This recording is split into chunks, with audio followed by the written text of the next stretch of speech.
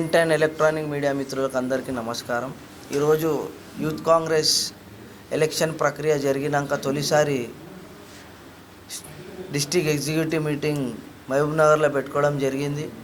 నాకు మహబూబ్నగర్ ఇన్ఛార్జ్ చేయడం జరిగింది పార్టీ తరఫున, యువజన కాంగ్రెస్ తరఫున.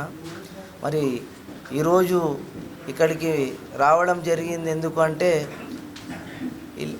అసెంబ్లీ ప్రెసిడెంట్ని, మండల్ ప్రెసిడెంట్లని, మళ్ళీ జిల్లా అధ్యక్షులు, జిల్లా కమిటీలు అందరినీ ఏకతాటిపైకి తెచ్చి పార్టీని, యూత్ కాంగ్రెస్ని బలోపేతం చేయాలని మాకు ఆదేశాలు ఇచ్చారు యువజన కాంగ్రెస్ అధ్యక్షుడు. మళ్ళీ అదే విషయం ఇక్కడికి వచ్చి ఇక్కడ ఉన్న యూత్ కాంగ్రెస్ సమస్యలు ఏంది, ఇక్కడ ఉన్న కోఆర్డినేషన్ సమస్యలు ఏమైనా ఉన్నాయా లేదని తొలిసారి రావడం.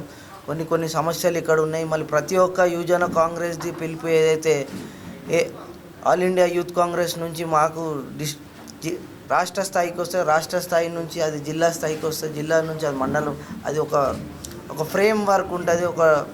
దాంతో పాటు మళ్ళీ ఇక్కడ ప్రతి ఒక్క పిలుపుని ఏదైతే జై బాపు, జై సంవిధాన్ ఏదైతే పిలుపునిచ్చిరో అది ఏఐసిసి పిలుపు. దానికి మనందరం కూడా యూత్ కాంగ్రెస్ తరఫున మనందరం సహకరించాలని, వాళ్ళకు మన యూత్ కాంగ్రెస్ టీం అంతా సీనియర్ కాంగ్రెస్కి మండల్ స్థాయిలో, బూత్ స్థాయిలో మీరందరూ కూడా అది గ్రౌండ్ స్థాయికి తీసుకెళ్లాలని మాకేదైతే ఆదేశాలు ఇచ్చారో అదే ఆదేశాలు మా జిల్లా అధ్యక్షుడికి, జిల్లా కమిటీకి, మండల్ కమిటీకి, అసెంబ్లీ కమిటీకి, అసెంబ్లీ అధ్యక్షులకు కూడా చెప్పడం జరిగింది.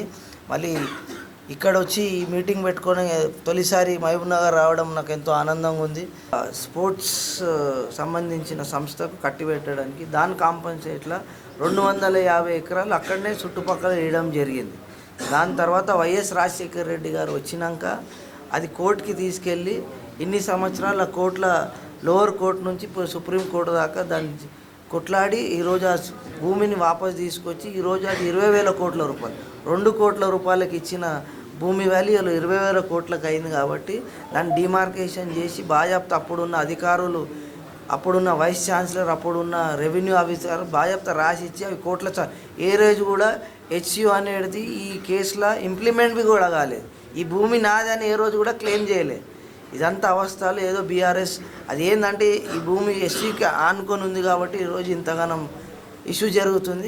ఇదే భూమి ఒక 400 కిలోమీటర్ దూరం ఉంటే ఈ సబ్జెక్ట్ ఒకరు మాట్లాడుతారు. ఇది ఒక రాజకీయ కుట్ర. రేవంత్ అన్న గారికి బ్లేమ్ చేయడం, ఖాళీగుండు కేటీఆర్ పొద్దున్న లేస్తే ఏ సమస్య మీద అంటే ఈ సమస్య దొరికింది.